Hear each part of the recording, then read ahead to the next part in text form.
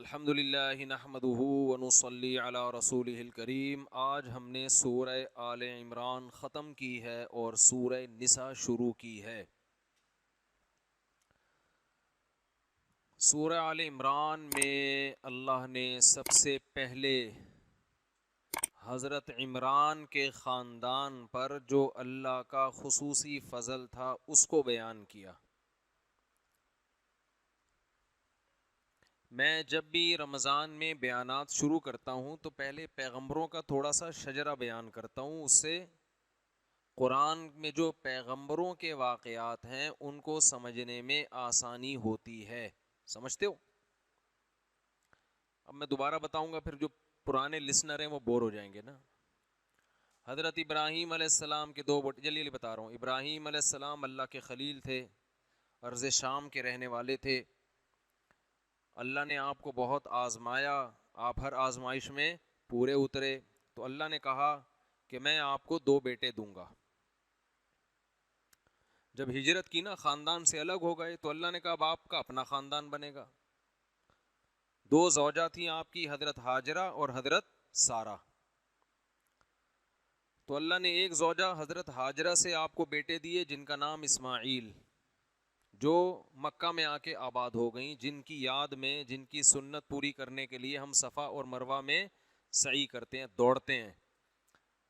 حضرت ہاجرہ نے بھی قربانی دی، حضرت سارہ نے بھی قربانی دی، کیونکہ شوہر دیندار ہو اور ہجرت بھی کرے تو ایسے ٹینشن کے موقع پہ بیوی عام طور پہ ساتھ چھوڑ دیتی ہے، کہتی ہے بھائی جاؤ، میں نے تو شادی کی تھی، پیسے ملیں گے، پیسے تو اب مل نہیں رہے۔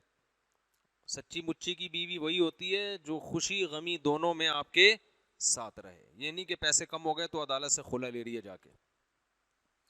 تو حضرت سارہ نے بھی ساتھ دیا، حضرت ہاجرہ نے بھی، اور کیسا ساتھ دیا حضرت ہاجرہ نے کہ ابراہیم علیہ السلام ان کو جا رہے ہیں مکہ چھوڑنے کے لیے۔ آپ ذرا کبھی جہاز سے سفر کریں نا، عرب کے ریگستان ہوائی جہاز سے نظر آتے ہیں، اتنے لمبے لمبے صحرا، اور کبھی سعودی عرب کے اندر بائی روڈ سفر کریں، مدینہ سے دمام یا مکہ سے دمام یا الخبر، اتنے لمبے لمبے صحرا تا حد نگاہ، ریت، ان ریتوں میں فلسطین سے مکہ کا اپنی بیوی کو لے کے سفر کرنا، اونٹ پہ بیٹھ کے، یہ آسان کام نہیں ہے۔ اور یہ وہ دور تھا جب وہاں آبادی تھی نہیں۔ حضرت ابراہیم اپنی زوجہ حضرت ہاجرہ اور چھوٹے بچے اسماعیل کو لے کے کہاں جا رہے ہیں؟ مکہ۔ زوجہ پوچھ رہی ہیں بھائی کیا ہو گیا، یہ کون سے ریگستانوں میں آپ مجھے سفر کرا رہے ہیں؟ اور مکہ کی زمین جہاں نہ گھاس کا تنکا نہ پانی، وہاں صفا اور مروہ کے قریب لے جا کے ڈال دیا، چھوٹا بچہ بھی ہے اور بیوی بھی۔ اللہ اصل میں اس جگہ کو اسلام کا مرکز بنانا چاہتے تھے، مگر اللہ نے پہلے بتایا، بولو نہیں، اللہ قربانی لیتے ہیں کہ تمہارا جو کام ہے تم وہ کرو، جو میرا کام ہے وہ میں کروں گا۔ ہم کہتے ہیں اللہ پہلے بتائے کہ یہ والا کام، یہ والی نماز پڑھنے سے کیا فائدہ ہوگا، ہے بھائی؟ اگر میں حرام چھوڑوں گا، حلال پہ آؤں گا تو کتنے پیسے الگ سے ایکسٹرا اللہ کی طرف سے پیسے ملیں گے ٹھیک ہے نا؟ اگر میں حرام جاب چھوڑ کے حلال پہ آؤں گا تو اللہ نے رزق کا جو وعدہ کیا ہے تو اللہ پہلے دکھائے کہ کتنے اضافی پیسے ملیں گے۔ بینک مینیجر کہتا ہے کہ اگر میں سودی بینک میں مینجمنٹ کی جاب چھوڑوں گا تو حلال میں اگر اس کی ڈبل مل رہی ہوگی تو چھوڑوں گا، ورنہ دنیا چھوڑ دوں گا، سودی جاب نہیں چھوڑوں گا۔ یہ نہیں ہوتا، یہ سارے غیب کے وعدے ہیں۔ اللہ پہ اعتماد، توکل، اللہ کے حکم کو فالو کرنا ہے، نتیجہ کس کے ہاتھ میں چھوڑنا ہے؟ اللہ۔ پھر سر اٹھا کے جیتا انسان، مزہ آتا ہے یار۔ کیا نبی نے فرمایا، ذاق طعم الایمان من رضی باللہ ربا وبالاسلام دینا، فرمایا جو اللہ سے راضی ہو گیا کہ اصل اللہ بس وہی ہے، اور اسلام میرا مذہب ہے، اور نبی میرے رسول ہیں، جو اس پہ دل سے راضی ہو گیا نا، وہ ایمان کی مٹھاس چکھ لے گا۔ ایمان کا ٹیسٹ ہے بڑا لذیذ، اسلام بڑا مزیدار مذہب ہے، اس کو اسلام کا ٹیسٹ سمجھ میں آ جائے گا۔ ہمیں کیوں سمجھ میں نہیں آتا؟ لٹکے ہوئے ہیں بیچ میں، ٹرائی کر رہے ہوتے ہیں ٹھیک ہے نا, کر لیتے ہیں, پڑھ کے دیکھ لیتے ہیں. تو نتیجہ اللہ پہ چھوڑو. اگر اللہ نے ایک کام کا حکم دیا ہے کہ یہ کرنا ہے ہر قیمت پہ, تو حضرت ابراہیم کو حکم دیا اپنی زوجہ کو کہاں چھوڑ کے آ جائیں؟ مکہ. یہ سورہ بقرہ میں اللہ نے بتایا, اور سورہ ابراہیم میں بھی. جب مکہ چھوڑ کر آ رہے ہیں, سورہ بقرہ میں تو نہیں, سورہ ابراہیم میں جب مکہ چھوڑ کر آ رہے ہیں تو اتنی دور لمبا سفر کوئی بیوی ساتھ جانے کے لیے تیار ہوگی؟ اور جانا بھی نہیں چاہیے, پتہ نہیں یہ کوئی ابراہیم تھوڑی ہے نا, پتہ نہیں بندہ کدھر لے کے جا رہا ہے. تو وہ تو پیغمبر تھے نا, ان کی زوجہ کو یقین تھا کہ پیغمبر کی مرضی کے بغیر یہ کام نہیں کر سکتے. تو جب واپس آنے لگے تو انہوں نے فرمایا کہ آپ یہ کیا کر رہے ہیں؟ حضرت ابراہیم خاموش. حضرت ہاجرہ نے پوچھا صرف اتنا بتا دیں یہ اللہ کے حکم سے ہے یا اپنی مرضی سے؟ فرمایا اللہ کے حکم سے. صحیح ہے, بخاری کی حدیث ہے. حضرت ہاجرہ نے فرمایا اذا لا یضیعنا, پھر اللہ ہمیں ضائع نہیں کرے گا. پھر اللہ ضائع, یہ ہو نہیں سکتا کہ اللہ قحط سے مارنے کے لیے ہمیں یہاں ڈال کے جا رہا ہو. پھر کچھ کرے گا اللہ, کیا کرے گا ہمیں نہیں پتا. توکل کا یہی تو مطلب ہے بھائی, کہ زمینی اسباب بالکل بھی نہیں ہیں. لوگ کہتے ہیں ہم نکاح کریں گے پہلے اتنی تنخواہ ہو جائے. اللہ کہتے ہیں نکاح کرو, توکل کس پہ کرو؟ اللہ پہ. تنخواہ ڈبل ہو گئی, پھر کیا توکل ہے بھائی؟ بہت مشکل ہے یار. پھر وہی باتیں ہیں, سمجھ تو یہ بڑا مسئلہ ہو گیا یار. کسی کے کل میں کمنٹس پڑھ رہا تھا, نیچے انہوں نے لکھا کہ آپ یہ جو بار بار درمیان میں بولتے ہیں بولو نا بھائی, کیا ہو گیا بھائی, اس سے بہت دماغ خراب ہوتا ہے, یہ نہ بولا کریں. تو میرا دل چاہ رہا تھا میں اس کو رپلائی کروں کہ جب سامنے والے نہیں بولتے تو اس سے زیادہ میرا دماغ خراب ہوتا ہے.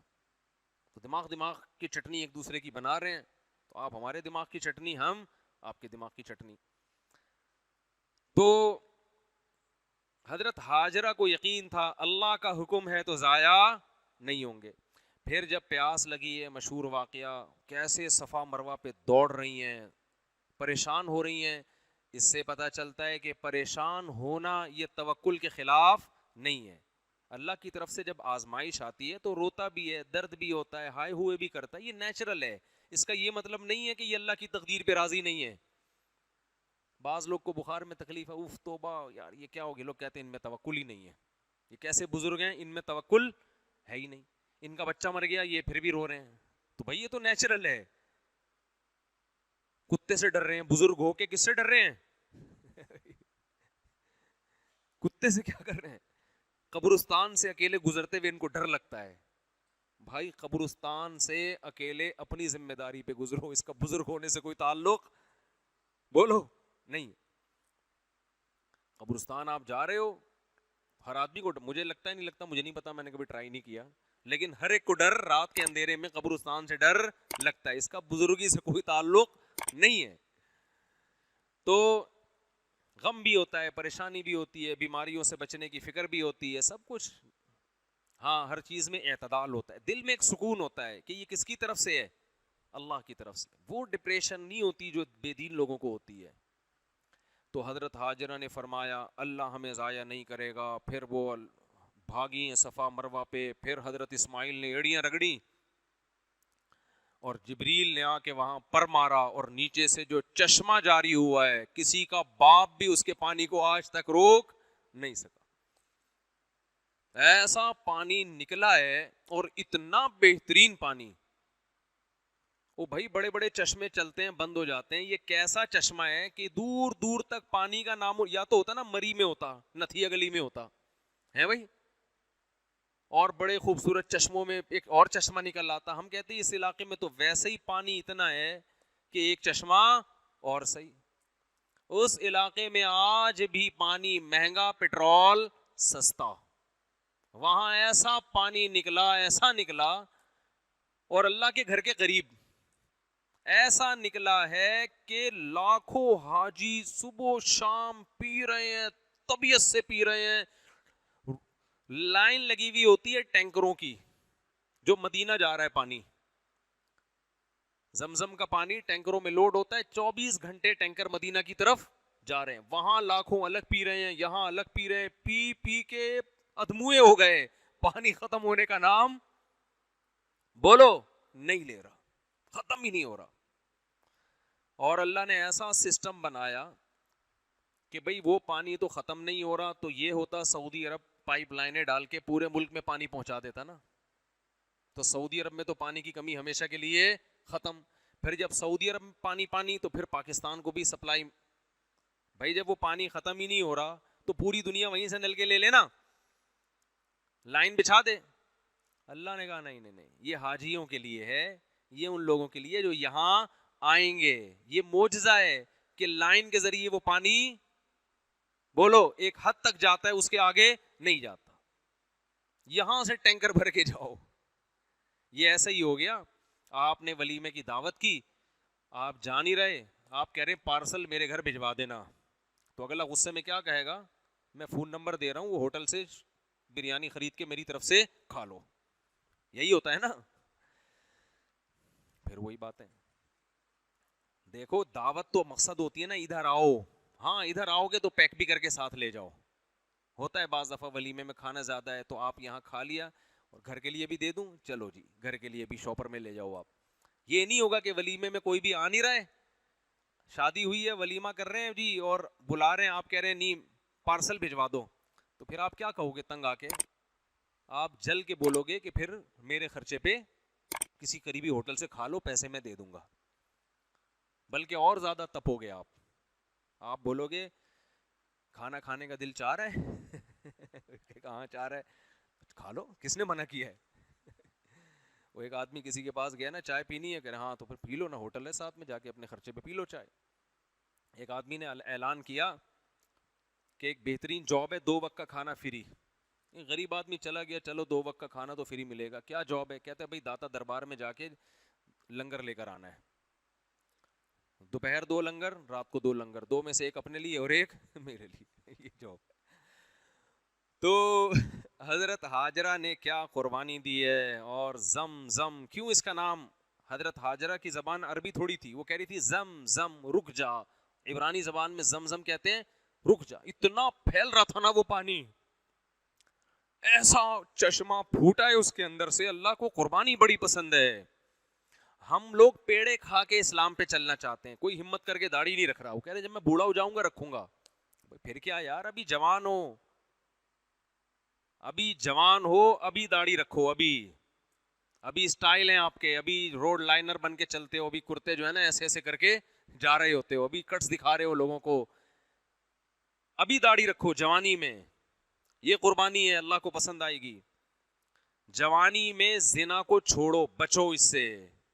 اور زنا اس کا اللہ کو زنا سے بچنا پسند ہے جس کو عورت خود زنا کی دعوت دے اور وہ کہے انی اخاف اللہ, مجھے ڈر کس کا ہے, اللہ کا ڈر ہے.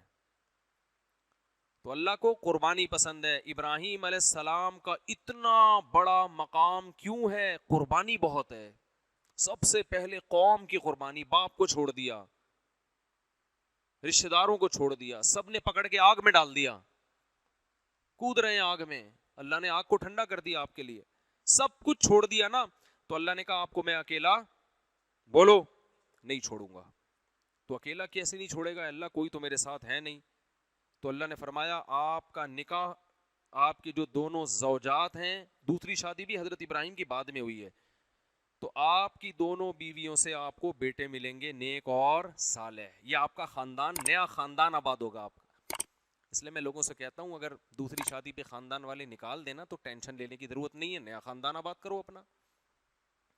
آپ کا 4 بیویاں ہوں گی ماشاءاللہ, ہول سیل کے حساب سے بچے ہوں گے. آپ کا جو خاندان ہے نا وہ آپ کے خاندان کا ایک چھوٹا سا حصہ بن جائے گا تھوڑے دنوں میں, ٹھیک ہے نا. آپ کی سپیڈ اتنی ہوگی کہ آپ اپنے خاندان کا فرد نہیں ہوں گے, آپ کے خاندان والے آپ کے خاندان کے تھوڑے سے افراد کہلائیں گے. سمجھ میں نہیں آ رہی میرا؟ خاندان تو بنتا ہی بیوی بچوں سے ہے بھائی. نکاح ایسی خاندانی چیز ہے کہ آپ کا خاندان بنے گا کس سے؟ نکاح سے. اس کے علاوہ کوئی چیز خاندان کو آباد نہیں کرتی. آپ کا خاندان ہوگا, بچے بڑے ہوں گے, بہویں ہوں گی, پوتے ہوں گے, نواسے ہوں گے, اور پورا داماد ہوں گے. یہ کس کا خاندان ہوگا؟ آپ اس پورے خاندان کے چودھری ہوگے, وڈیرے ہوگے. سمجھ میں نہیں آ رہی؟ تو جیسے چل رہے ہو ویسے ہی چلتے رہو, اسی طرح مر جاؤ آرام سے. اچھا خیر, تو ابراہیم علیہ السلام کے 2 بیٹے, اسماعیل اور اسحاق. یہ میں نسب بیان کر رہا تھا. تو میں یہ عرض کر رہا تھا کہ حضرت ہاجرہ کی قربانی ہے تو اللہ نے حضرت ہاجرہ کو بھی نوازا نا. کیا نوازا ہے یار. جو پیغمبر حج پہ جا رہا ہے, جو صحابی حج پہ جا رہے ہیں, اللہ کہتے ہیں ہاجرہ کی طرح صفا اور مروہ پہ تم نے دوڑ لگانی ہے. میری بندی نے قربانی دی تھی, اس کا بچے کی یاد میں بچے کو بلکتا دیکھ کے تڑپنا مجھے بہت پسند آیا تھا. دیکھو اللہ کی بھی کیا حکمت ہے. حضرت ابراہیم جب حضرت ہاجرہ کو وہاں چھوڑ کے گئے تو قربانی تو ہو گئی نا بھائی, آزما لی اللہ نے. اب اللہ فوراً چشمہ پیدا کر دیتا, کیا خیال ہے بھائی فوراً پیدا ہو گیا اب یہیں رہو, نہ نہ نہ, اللہ تھوڑا تڑپاتا ہے. ہمارے حضرت فرمایا کرتے تھے یہ محبت کی چٹکی ہے. کبھی کبھار محبوب کو محبت کی وجہ سے ٹینشن دی جاتی ہے, کیونکہ ٹینشن کے بعد جو خوشی ملتی ہے وہ بغیر ٹینشن والی خوشی سے زیادہ اچھی نہیں ہوتی. اللہ یہ منظر دیکھ رہا ہے کہ ان کو دوڑنے دو. ادھر صفا پہ پہاڑی پہ چڑھی ہیں, دیکھ رہی ہیں کہیں پانی ہے یا نہیں, پھر ڈر ہے کوئی درندہ میرے بچے کو نہ کھا لے, اور بچہ ایڑیاں رگڑ رہا ہے پیاس سے بھوک سے, چھاتی میں دودھ نہیں اترتا جب پانی نہ ملے.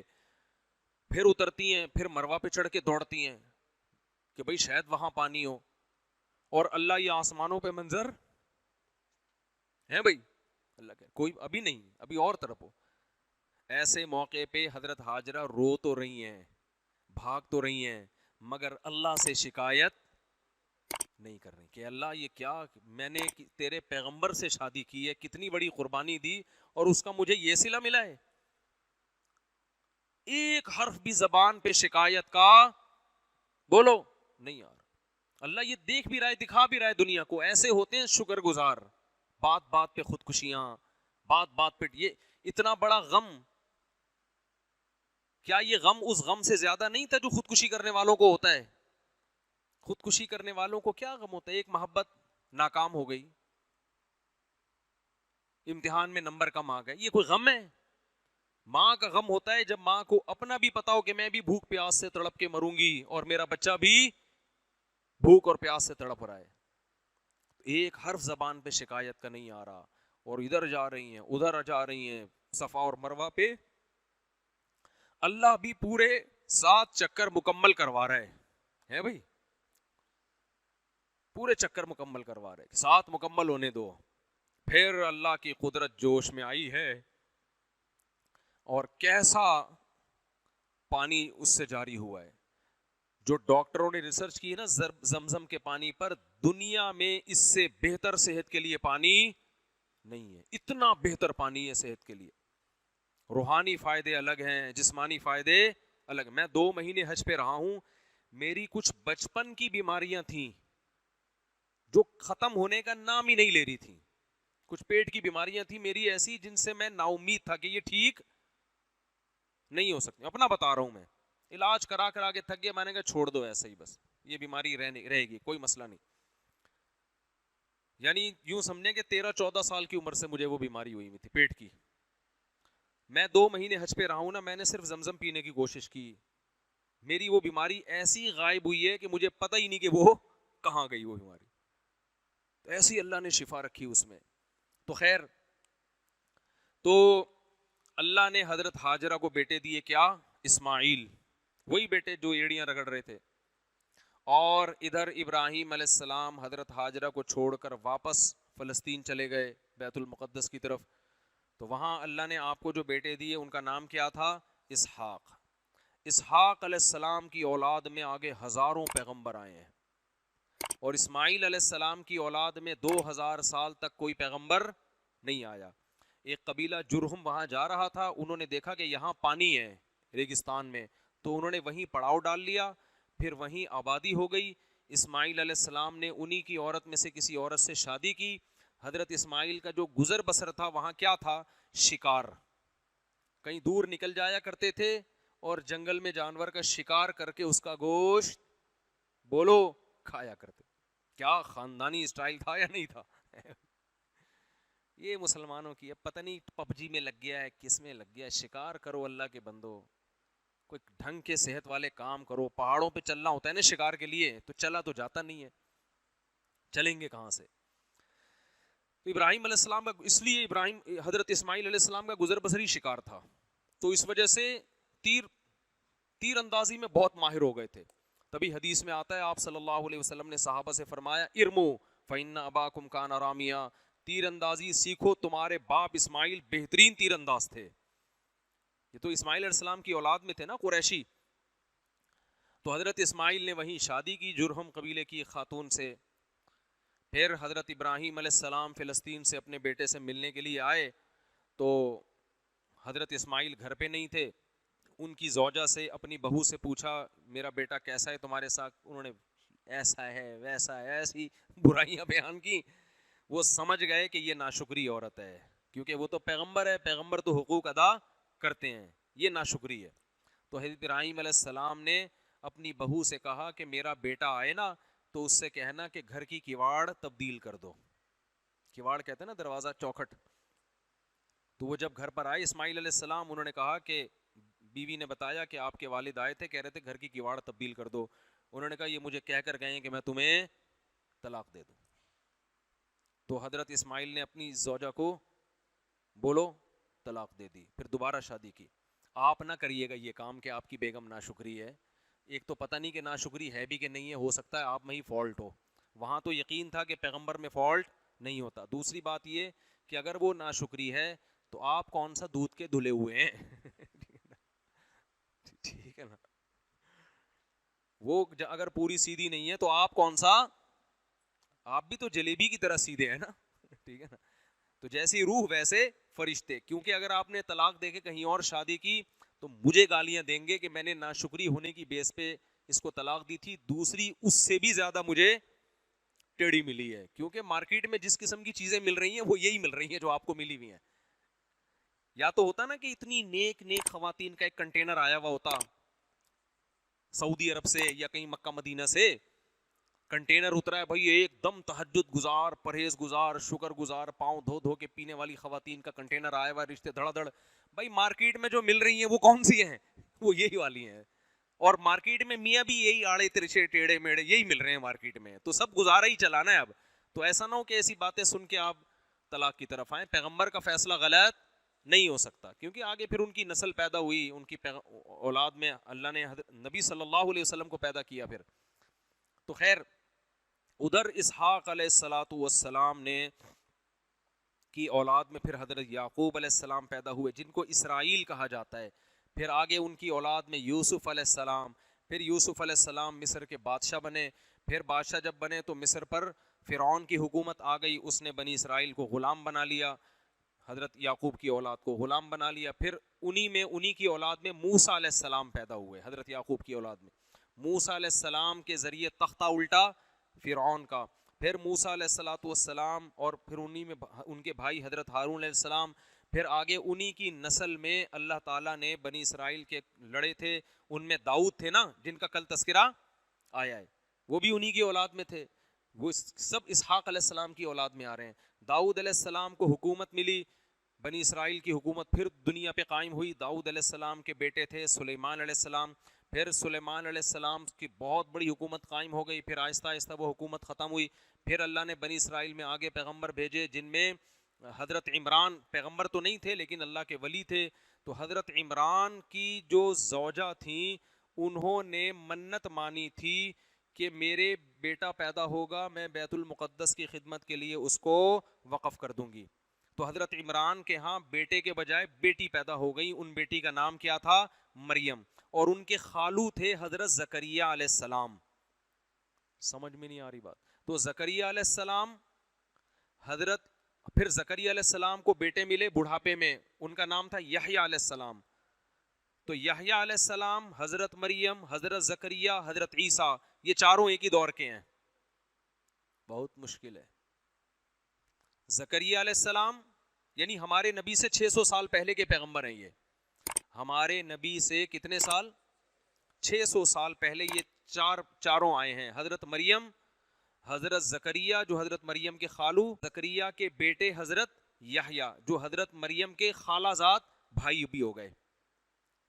اور ادھر حضرت مریم کے بیٹے حضرت عیسیٰ. تو حضرت عیسیٰ حضرت اسحاق کی جو اولاد میں پیغمبر چلے تھے ان میں آخری پیغمبر کون ہے؟ حضرت عیسیٰ علیہ الصلوۃ والسلام.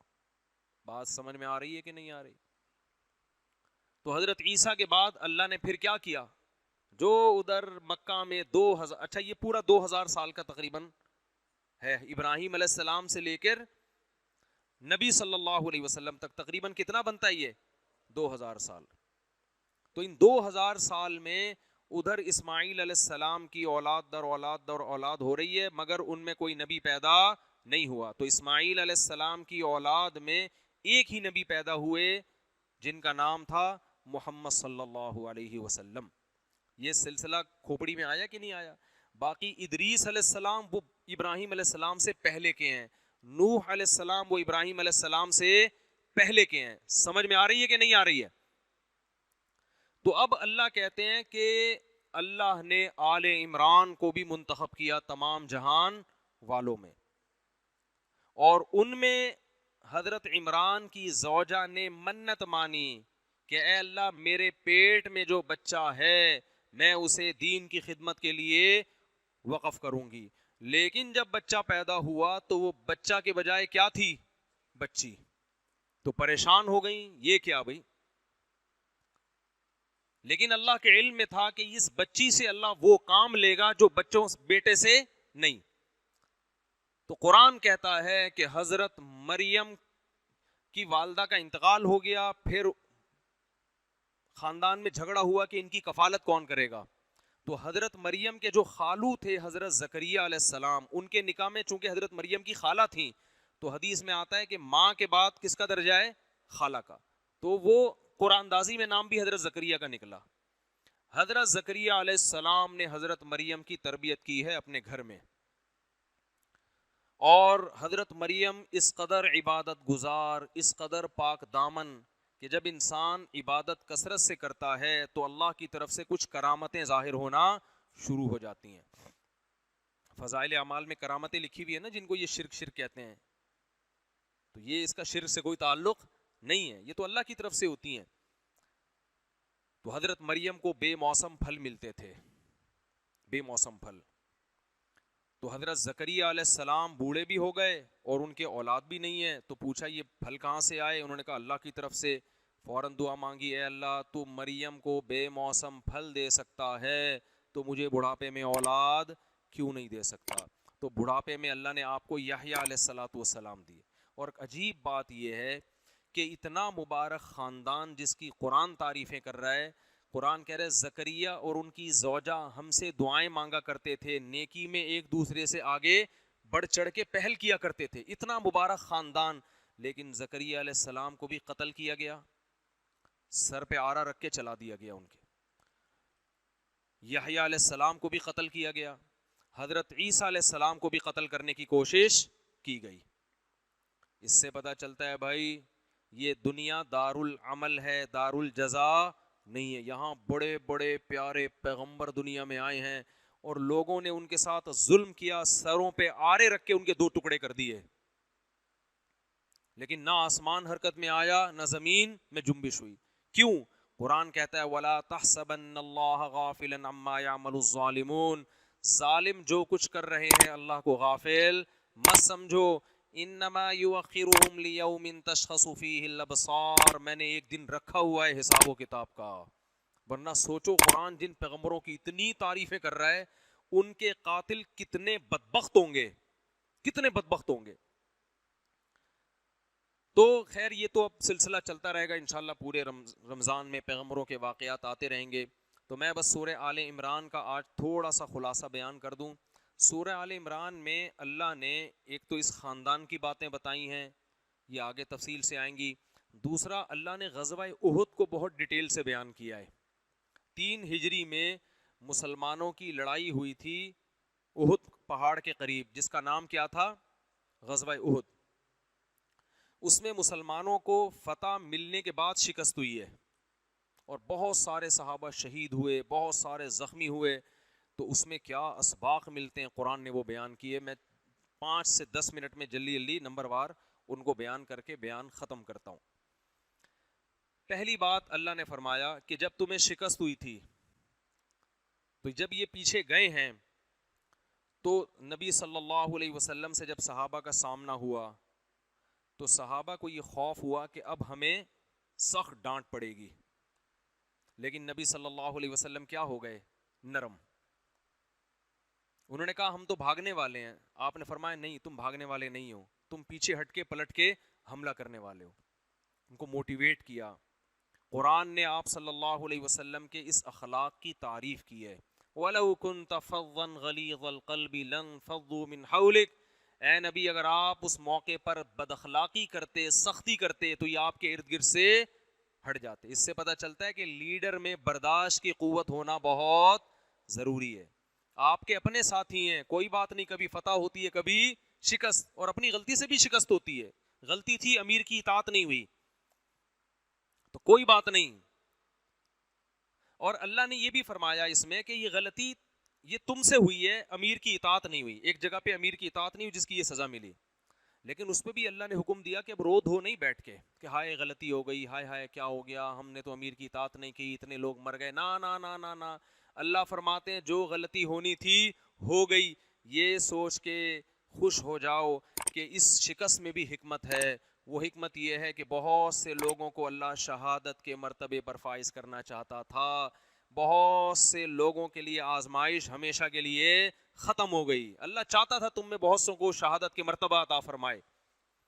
کتنا بڑا سبق ملتا ہے ہمیں کہ بھائی ہماری اپنی غلطی پر بھی اگر کوئی سزا ہمیں مل رہی ہے تو آئندہ غلطی کی اصلاح کی تو کوشش کرو، مگر ہائے ہوئے بیٹھ کے کرتے رہنا یہ اسلام میں پسندیدہ کام بولو نہیں. وہ ہو گئی مٹی پاؤ، پنجابی میں کہتے ہیں مٹی پاؤ. یار اسلام آگے بڑھاتا ہے آپ کو.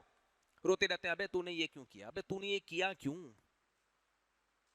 یا کاش کاش بیٹھ کے کرتے رہتے کاش میں ایسا نہ کرتا، کاش میں ایسا نہ کرتا. بھائی بس ایک دفعہ کافی ہے.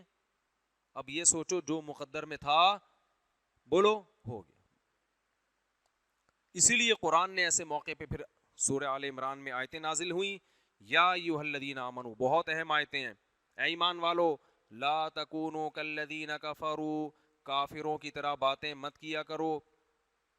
اذا ضربوا فی الارض، کافر جب زمین میں سفر کے لیے نکلتے ہیں یا جنگ کے لیے نکلتے ہیں اور مارے جائیں یا سفر میں نقصان ہو جائے تو پیچھے ان کے گھر والے کیا کہتے ہیں؟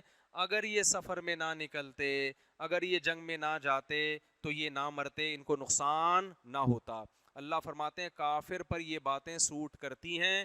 اللہ کافروں کو ان باتوں کی توفیق اس لیے دیتا ہے لیجعل اللہ ذلک حسرۃ فی قلوبہم، تاکہ ایک غم جو ان کو پہنچا ہے نا سوچ سوچ کے وہ ڈبل غم ہونے لگے ان کو. ہائے یوں نہ کرتے تو کیا ہو جاتا، یوں ہو جاتا.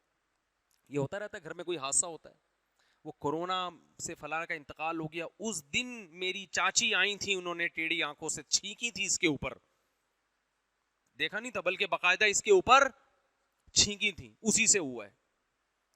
میاں بیوی کا گھر میں پھڈا ہو گیا، شوہر کو کرونا ہوا، تھوڑے دن میں بیوی کو بھی ہو گیا. میرے پاس پھڈا آیا، بیوی کہہ رہی ہے ان کی وجہ سے ہوا ہے، ان کو یہ جراثیم لے کے گھر سے باہر جو ہے نا گھومتے رہتے ہیں اور آ کے میرے ساتھ سوتے تھے، یہیں سے ٹرانسفر ہوئے ہیں سارے. بھائی احتیاط کرنی ہے، جو ہو گیا بولو ہو گیا بھائی، وہ مقدر میں تھا. بھائی وہ ایک جاننے والے کو کورونا ہوا، وہ کسی نے غسل دیا، جس نے غسل دیا اس کو تھوڑے دن میں کورونا ہو گیا، وہ بھی مر گیا. اب لوگ بہرے ہائے ہائے ہائے اس میں بھی. بھائی چھوڑو یار، احتیاط اچھی چیز ہے، جو ہو جائے وہ مقدر میں. جو دیکھو جو کام ہو گیا نا، ہونے کے بعد پتہ چلتا ہے یہ مقدر میں کیا تھا، لکھا ہوا تھا. چونکہ جب تک ہوا نہیں ہمیں پتہ نہیں ہے تو ہمیں احتیاط کریں گے. اب یہ نہیں کہ غسل دینا چھوڑ دیں کرونا کے مریضوں کو، غسل دیں ضرور احتیاط کے ساتھ. اور ایک کیس مرنے کا ہے تو لاکھوں نہیں بھی مرے ہیں، ایسا نہیں ہے کہ جس نے بھی غسل دیا وہ مر گیا. تو لوگ بلیاں ڈال رہے ہوتے ہیں، انہوں نے کیا ہے، اس نے کیا ہے، اس نے کیا ہے. ٹھیک ہے نا، جو ہو گیا ہو گیا، مقدر میں تھا. تو اللہ نے فرمایا کافروں کی طرح ایسے باتیں نہ کیا کرو کہ اگر یوں ہوتا تو یوں. ہاں آئندہ کے لیے اصلاح عمل کے لیے یہ سوچنا ٹھیک ہے کہ اپنی غلطیوں کی ہم اصلاح کر لیں، آئندہ وہ غلطی ہم دوبارہ نہ دہرائیں، اتنی حد تک تو ٹھیک ہے. لیکن اس پہ کہ یہ مصیبت کیوں آئی، بھائی یہ تو آنی ہی تھی، یہ غلطی ہم سے ہونی تھی، بس یہ ہو گیا. تو قرآن کہتا ہے واللہ یحیی و یمیت، تم کافروں کی طرح ایسی باتیں نہ کیا کرو، موت زندگی کس کے ہاتھ میں ہے؟ اللہ کے ہاتھ۔ اور آگے اللہ نے فرمایا وَلَئِن قُتِلْتُمْ فِي سَبِيلِ اللَّهِ، یہ جو منافقین کہہ رہے ہیں اگر غزوہ احد میں ہم نہ نکلتے تو مر جاتے، تو جو مر گئے ہیں وہ اللہ کے پاس گئے ہیں، اللہ ان کو اجر دے گا۔ منافقین نے نا غزوہ احد میں بہت پروپیگنڈا کیا تھا، دیکھو مروانے کے لیے ہم کو لے گئے تھے، ہم تو منع کر رہے تھے مت جاؤ مت جاؤ مت جاؤ، پھر بھی لے گئے، مروا دیا، ہم صحیح کہہ رہے تھے نا۔ ایسے فسادی ہر معاشرے میں ہوتے ہیں جو آپ کو مشورہ دیتے ہیں کہ یہ کام کرو، آپ اس کے مشورے پر عمل نہ کریں اور نقصان ہو جائے نا تو ساری زندگی تانے دیتے ہیں، ساری زندگی کیا کرتے ہیں؟ دیکھا میرے مشورے پر عمل نہیں کیا نا، دیکھا میرے مشورے پر عمل نہیں کیا نا۔ جو اصلاح والے لوگ ہوتے ہیں وہ کہتے ہیں بھائی ہم نے مشورہ دیا تھا، حکم نہیں دیا تھا، کھوپڑی آپ نے اپنی استعمال کرنی تھی، نقصان ہو گیا تو بس مقدر میں لکھا ہوا تھا۔ وہ یہ نہیں کہتے دیکھا دیکھا میں نے کہا تھا نا۔ شادی بیاہ میں بھی ایسا ہی ہوتا ہے، ہر کام میں میں نے بولا تھا نا کر رہے ہوتے ہیں، میں نے بولا تھا نا یہ ہوگا، ہو رہا ہے کہ نہیں ہو رہا۔ یہ فسادی ہوتے ہیں، بھائی جو ہو گیا بھائی ٹھیک ہے آپ کا ہو سکتا ہے مشورہ صحیح ہو لیکن اگلے کی کھوپڑی میں نہیں آ رہا، تو انسان اپنی کھوپڑی سے سوچتا ہے نا۔ تو منافقین یہ کہہ رہے تھے کہ غزوہ احد میں مدینہ سے باہر نکل کے ہمیں نہیں لڑنا چاہیے، اور یہ بھی کہہ رہے تھے یہ تو لڑائی ہے نہیں، یہ تو خودکشی ہے، اتنا طاقتور دشمن ہے اور ہمیں نکال دیا اور شکست بھی ہو گئی۔ تو اللہ نے فرمایا کوئی مسئلہ نہیں ہے، کوئی مسئلہ نہیں ہے۔ اور یہ جو منافقین باتیں کر رہے ہیں نا کہ ہمارے مشورے پر عمل نہیں ہوا اس لیے مر گئے اور ہم دیکھو بچ گئے، تو اللہ فرماتے ان سے کہو قل فدرؤوا عن انفسکم الموت، تم ذرا اپنے آپ کو اب موت سے بچ کے دکھاؤ۔ آج ان منافقین میں کوئی زندہ ہے بھائی؟ جو گئے وہ اچھی موت سے گئے، جو بچ گئے وہ اچھی موت نہیں مرے، وہ مر گئے آج سارے، کوئی بھی زندہ نہیں ہے۔ اور اللہ نے فرمایا ان میں جس جس کی موت لکھی ہوئی تھی نا، تقدیر ان کو ان کے بستروں سے اٹھا کے میدان جنگ میں لا کے مارتی۔ تقدیر بہانے تلاش کرتی ہے، وہ تقدیر نکال کے لاتی، ان کو پچھاڑتی یہاں پہ۔ ان کمبختوں کی قسمت میں موت تھی نہیں، اللہ ان کو شہادت دینا ہی نہیں چاہتا تھا۔ تو کتنا زبردست۔ اور پھر آخری بات، نبی صلی اللہ علیہ وسلم نے جب صحابہ کے مشورے پر عمل کیا، نبی کا مشورہ بھی یہ تھا مدینہ کے اندر رہ کے دفاع کرتے ہیں، اس کا مقصد موت سے ڈر نہیں تھا، اس کا مقصد حکمت کہ ہم کمزور ہیں تو ہمیں اندر رہ کے دفاع کرنا چاہیے، بالکل ہم سامنے آ کے ظاہر ہو گئے تو نقصان کا خطرہ زیادہ ہے۔ لیکن آپ نے صحابہ کے مشورے پر عمل کیا، اپنی رائے کو چھوڑ دیا اور نقصان ہو گیا، تو اللہ نے نبی کو حکم دیا کہ آپ صحابہ کو طعنہ نہیں دے سکتے، سمجھ رہے ہیں نا؟ کیونکہ جو قوائف تھے نا وہ آپ نے پورے کر لیے۔ امیر یہی کرتا ہے بھائی، سب سے مشورہ لینے کے بعد جو رائے بنتی ہے اس پر عمل کرتا ہے۔ تو جب رائے بن کر عمل کرنے فَإِذَا عَزَمْتَ فَتَوَكَّلْ عَلَى اللَّهِ، تو بس اللہ پہ توکل کرنا ہے۔ توکل کا مطلب کیا؟ اب فائدہ ہو تو بھی ٹھیک، نقصان ہو بولو تو بھی ٹھیک، اور آئندہ بھی انہی سے مشورہ لینا ہے۔ کیا اسباق سکھائے جا رہے ہیں بھائی، ہے بھائی؟ ہم ہوتے تو ہم کہتے ہیں ان لوگوں کی وجہ سے ہوا، آئندہ تم تو مشاورتی کونسل سے استعفے دو، سب سے پہلے آئندہ ان سے کبھی مشورہ نہیں لینا۔ چلو اللہ فرماتے ہیں ان سے اب بھی مشورہ لے لیں، شاورہم فی الامر، مشورہ، کیونکہ آپ کو اللہ قیامت تک کے لیے اصول سکھا کے جا رہے ہیں جو اپنی امت، وہی تھوڑی ہوگی قیامت تک، مشوروں سے ہی امت چلے گی۔ تو مشورے میں خیر ہے، مشورے کے بعد اگر رزلٹ نیگیٹو بھی ہو تو پازیٹیو ہی ہے، بس وہ نہیں آ رہی نا میرا خیال ہے بات۔ نقصان بھی ہو تو وہ نقصان نہیں ہے، وہ کیا ہے؟ فائدہ ہے۔ اس میں بہت سی حکمتیں جو ہماری سمجھ میں نہیں آ رہی، تو اللہ نے فرمایا کہ اب بھی مشورہ لینا ہے، ان کو آر نہیں دلانی ہے، اور آپ نے اچھا کیا، آپ نے ان کا حوصلہ بلند کیا، سختی نہیں کی آپ نے، جس کی وجہ سے ان کو موٹیویشن ملی، صحابہ دوبارہ کھڑے ہو گئے۔ خالد ابن ولید اس وقت غیر مسلموں کے کمانڈر تھے، انہوں نے کہا کہ یہ شکست کھا کے دوبارہ لڑنے کے لیے آمادہ ہو گئے، بڑا حوصلہ ہے، اس کی وجہ سے ان کی دوبارہ حملے کی ہمت نہیں ہوئی۔ قرآن نے یہ تمام باتیں صحابہ کی تعریف کی ہیں، اور قرآن نے کہا جو جنگ میں پیچھے بھاگے تھے وَلَقَدْ عَفَى اللَّهُ عَنْهُمْ، تحقیق اللہ نے معاف کر دیا ہے۔ قیامت تک کے لیے قرآن میں یہ آیتیں اللہ نے داخل کر دی کہ اس شکست پہ صحابہ پہ کسی کو انگلی اٹھانے کی اجازت نہیں ہے، اور اس شکست کی صحابہ نے تلافی بھی کی کہ دوبارہ آ کے کھڑے ہو گئے کہ نہیں اب دوبارہ لڑیں گے، ہم بھاگے ہیں لیکن لڑیں گے ہم دوبارہ۔ تو اللہ نے تعریف کی ہے کہ اتنے زخم کھانے کے بعد بھی انہوں نے نبی کی پکار پر لبیک کہا۔ اس کے بعد بھی اگر کوئی صحابہ پہ تانے دیتا ہے تو وہ اللہ پہ الزام لگا رہا ہے، وہ صحابہ کو برا بلا حقیقت میں نہیں کہہ رہا۔ سمجھتے نہیں ہو بات کو میرا خیال ہے.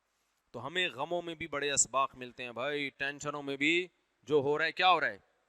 اس لیے حکیم الامہ مولانا شریف تھانوی رحمۃ اللہ علیہ فرمایا کرتے تھے کہ اصل ولی وہ ہے جو اپنی رضا کو اللہ کی رضا میں فنا کر دے. سمجھ رہے ہیں؟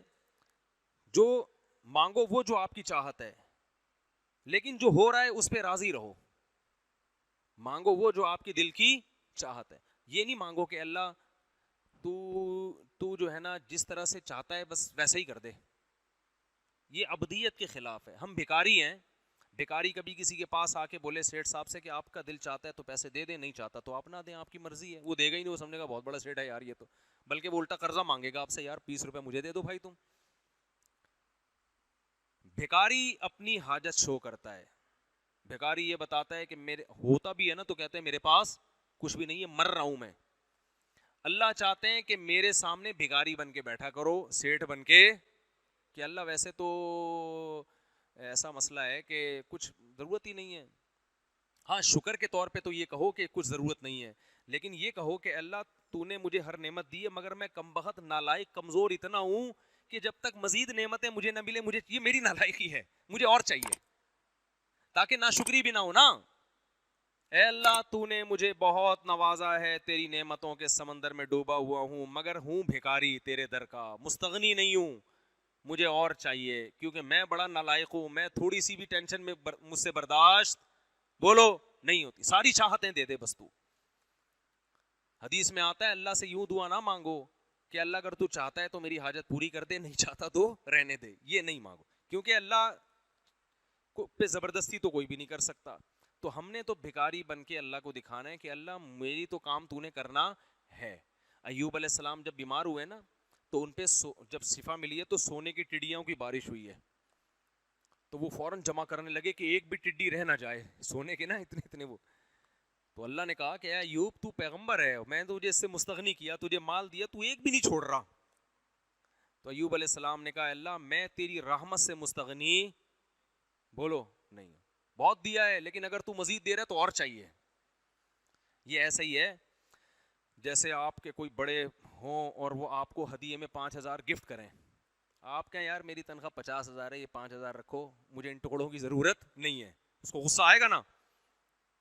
وہ تو بھائی 5,000 کیا 5 روپے بھی دے رہا ہے, آپ ایسے دونوں ہاتھوں سے لوگے, تمیز سے آنکھوں پہ لگاؤ گے, حضرت بہت نوازے, بڑی قیمتی چیز ہے, ایسے کہو گے نا. تو ایوب علیہ السلام پہ سونے کی ٹڈیوں کی بارش ہوئی, ایوب علیہ السلام نے ایک بھی نہیں چھوڑی. صحیح ہے نا, ایک بھی نہیں چھوڑی. موسیٰ علیہ السلام نے جب دونوں لڑکیوں کو پانی پلایا نا کنویں پہ, تو پانی پلانے سے تو نیت اللہ کی رضا تھی, کوئی مفاد بولو نہیں تھا, لیکن دل میں ایک بات پیدا ہوئی کہ بھئی میں مسافر ہوں, نہ میرے کھانے کا انتظام, نہ پینے کا انتظام, نہ کوئی ٹھکانہ, تو شاید ہی اپنے ابا کو جا کے کہیں کہ ایک بندے نے ہماری خدمت کی ہے, شاید وہ کچھ پیسے دے دے مجھے, شاید وہ کچھ کھانا وانا کھلا دیں. تو ان سے تو نہیں کہا, مخلوق کے سامنے ہاتھ نہیں پھیلایا, کیونکہ پھر یہ خدمت نہیں ہوئی نا, یہ تو مفاد ہو گئے. دل میں جب خیال آیا تو اللہ سے کیا کہا کہ اللہ ان سے امیدیں نہیں ہیں مگر تجھ سے امیدیں ہیں, اور اگر ان کے دل میں کوئی ایسی بات آتی اور مجھے کچھ اجرت مل جائے تو میں تیری رحمت سے مستغنی نہیں ہوں. ربی انی لما انزلت الی من خیر فقیر. درخت کے نیچے کھڑے ہو کر دعا مانگ رہے ہیں, اللہ اگر تو نے میرے ساتھ کسی بھلائی کا ارادہ کیا ہے تو یہ آپشن ضائع نہ ہونے دینا, کر لے وہ بھلائی, میں فقیر ہوں, محتاج ہوں. یہ نہیں کہہ رہے کہ اللہ میں نے تو ان کو پلایا پانی تیری رضا کے لیے, اب ایسا نہ ہو کہ ان کے دل میں پیسے ویسے دینے کی بات آ جائے اور یہ مجھے گھر لے جائیں اور ٹھکانہ مل جائے. یہ میں تو ایسے ہی زندگی گزاروں گا ننگے پاؤں اور تھکا ہوا, اور ایسے ہی میں عادی ہوں ان چیزوں کا, تو مجھے اور آزما, میں دیکھ میں ابھی مزید بھوکا رہ کے دکھاؤں گا, 6 دن اور بھوکا رہ کے دکھاؤں گا تیرے لیے.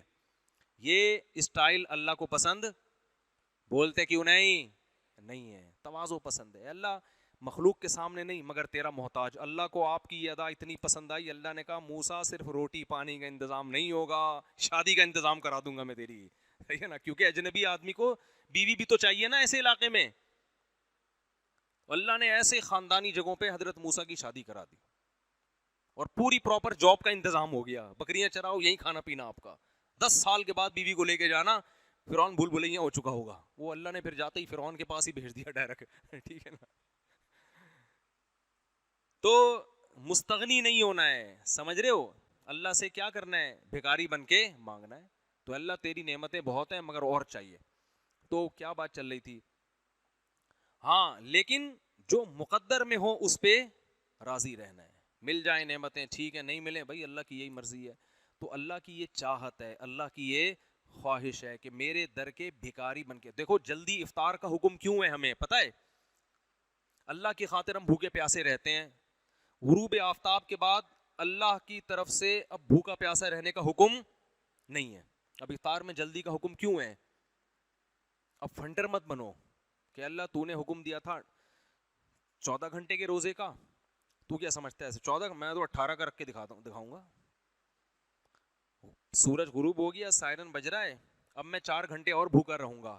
یہ ابدیت کے خلاف, یہ غلاموں کا یہ کام نہیں ہوتا, بھکاریوں کا یہ کام نہیں ہوتا. بھکاری کیا کرے گا, پہلے سے پکوڑے بنانا شروع کر دے گا وہ, ٹھیک ہے نا, بیوی سے اثر کے بعد اس کو ٹینشن دینا شروع کر دے گا, بیگم افطاری کا ٹائم ہونے میں آدھا گھنٹہ رہ گیا, 1 سیکنڈ بھی تاخیر ہوئی نا تو اچھا نہیں ہوگا. یہ ادا اللہ کو پسند ہے. بھائی اللہ ہم تو بھوک پیاس ہم سے برداشت نہیں ہو رہی, بھوک تو سب کو لگ رہی ہوتی ہے, نہیں لگ رہی اس کا مطلب پیٹ خراب ہے آپ کا. بھوک لگ رہی ہوتی افطاری کے وقت میں, تو اللہ نے حکم دیا, نبی نے حکم دیا, دسترخوان پہ آگے بیٹھ جاؤ تمیز سے, ٹھیک ہے نا, بیٹھ جاؤ, انتظار کرو, اللہ کی نعمتیں رکھی ہوئی ہیں. جیسے ہی سورج غروب ہونے کے اعلان ہوگا فوراً کھانا شروع کر دو, یہ بتانے کے لیے کہ ہم فنٹر نہیں ہیں, ہم تو محتاج ہے بھائی. اس لیے حکم دیا سحری بھی کرو, بغیر سحری کے روزہ رکھو گے مشکل ہو جائے گا. تو یہ فنٹر گیری اللہ کو پسند نہیں ہے. جتنا حکم دیا بس اتنا کرو, اس سے زیادہ فنٹر بننے کی کوشش نہیں کرو. بعض لوگ ایسے فنٹر بن رہے ہوتے ہیں, ایکچولی ہم تو افطاری میں صرف ایک کھجور کھاتے ہیں, اور ہمیں تو میں کہتا ہوں آپ کو یہ تکلف کی ضرورت کیا ہے کھجور کھانے کی, کیا خیال ہے؟ آپ کو نیمبو چٹا دیا کریں گے ہم آپ کو تھوڑا سا, اتنا کافی ہے. بعض لوگ ایسے مجاہدے کروا رہے ہوتے ہیں نا, میں کہتا ہوں بھائی ہم تو کھاتے ہیں تمیز سے یار, ہاں غلط چیزیں نہ کھائیں, ٹھیک ہے, مزہ آتا ہے خدا کی قسم, ہر لقمے پہ مزہ آتا ہے, ایسا رگیں تر ہوتی ہیں. ہمارے نبی کیا دعا مانگتے تھے افطاری کے بعد, ذهب الظما, پیاس چلی گئی, وابتلت العروق, رگیں تر ہو گئیں, یہ مزے الگ, وثبت الاجر انشاء اللہ, اور اللہ نے چاہا تو روزے کا اجر بھی اعمال میں لکھ دیا گیا. ایک بہت بڑی نیکی ہمارے میزان کے ترازو میں لا کے اللہ نے ڈال دی ہے. حضرت حکیم اختر صاحب رحمہ اللہ تعالیٰ فرمایا کرتے تھے, جب عید کا چاند نظر آیا کرے نا تو رونا دھونا نہیں کیا کرو, ہائے ہائے ہائے رمضان چلا گیا, ہائے ہائے ہائے ہائے رمضان یہ ہو گیا. اللہ خوشی دلا رہا ہے کہ بھائی 1 مہینے کی ٹینشن تھی ختم ہو گئی, اب کھاؤ پیو موج مستی کرو, اب کھاؤ پیو, یہ اللہ نے ثواب لکھ دیا تو خوش ہو جاؤ. حکیم اختر صاحب فرماتے تھے اعتکاف کی رات جب چاند نظر آئے نا, اعتکاف ختم ہو, خوشی خوشی گھر جایا کرو. بہت فنٹر بن رہے ہوتے ہیں. ایک صاحب مجھے کہنے لگے 1 روزہ کھا گئے وہ, میں نے کہا رکھ لے تو بھائی 1 روزہ اگر کھا گئے تو کل رکھ لے دوبارہ, تجھے کس نے منع کیا, عید کے بعد 1 رکھ لینا, نہ رکھ رہے بس ایسی بات ہے. چاند نظر آئے بھائی خوشی, ہاں ایک رمضان سے ایک محبت ہو جاتی ہے, اس کی وجہ سے اگر لاشعوری طور پہ رونا آ رہا ہے وہ تو اچھی بات ہے, وہ تو ایمان کی علامت, لیکن بیٹھ کے پروگرام ہو رہا ہوتا ہے بعض لوگوں کا رونے کا, ہائے یہ کیا ڈائلاگ چل رہے ہوتے ہیں, تو ہائے ہوئے کرنے کی ضرورت نہیں ہے, خوشی کا دن ہے بھائی, خوشی مناؤ.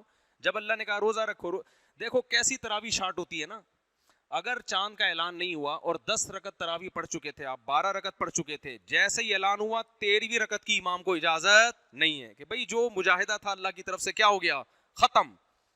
ہمارے والد صاحب بتاتے تھے ایوب خان کے دور میں, یہ ہلال کمیٹی نہیں تھی نا صدر ایوب خان کے دور میں, تو چاند کا بڑے گھپلے ہوتے تھے. ایک دن عید کے دن اعلان ہوا ہے کہ آج عید ہے, یعنی 30واں روزہ رکھا ہوا تھا, 11 بجے اعلان ہوا کہ چاند نظر آ گیا تھا رات, تو سب نے فوراً 11 بجے روزہ توڑا ہے. کیوں توڑا بھائی؟ علماء نے کہا روزہ رکھنا کیا ہے, حرام. کیوں توڑا؟ اس لیے کہ آج اگر روزہ رکھا تو اللہ نے تو روزے ختم کر دیا, آپ اللہ سے آگے نکلنے کی کوشش کر رہے ہو, اسی وجہ سے عید کا روزہ کیا ہے, حرام ہے. اور ہمارے نبی عید کے دن عید الفطر میں صبح کھا کے آیا کرتے تھے, حالانکہ آپ ناشتہ نہیں کرتے, لیکن عید کے دن پہلے کھاتے تھے, یہ بتانے کے لیے کہ آج ہمارا روزہ نہیں ہے, ہم پہلے کھائیں گے. بقرعید میں پہلے کھانا سنت نہیں ہے. اب فرق کیا, عید دونوں عیدیں ہیں بھائی, یہاں روزے ختم ہوئے ہیں یہ بتانے کے لیے کہ آج ہم صبح بھوکے نہیں ہوں گے, پہلے کھائیں گے بعد میں نماز پڑھیں گے. اور بقرعید میں ایسی کوئی حکمت نہیں ہے، کھاتے ہی آ رہے ہیں. آج ہم جو ہے نا اللہ جو ہمیں گوشت کھلائے گا اس سے کھانا شروع کریں گے ہم، وہ اللہ کی ضیافت ہے. تو بار بار جگہ جگہ اسلام آپ کو گائیڈ کرتا ہے. ایسی گائیڈنس آپ کو خدا کی قسم کسی مذہب میں نہیں ملے گی. تو اللہ کے در کے محتاج بن کے اللہ سے مانگا کرو. پھر بھی کوئی مصیبت آ جائے تو کیا کرنا ہے؟ صبر. اللہ تعالیٰ سمجھنے کی، عمل کی توفیق عطا فرمائے. وما علینا الا البلاغ.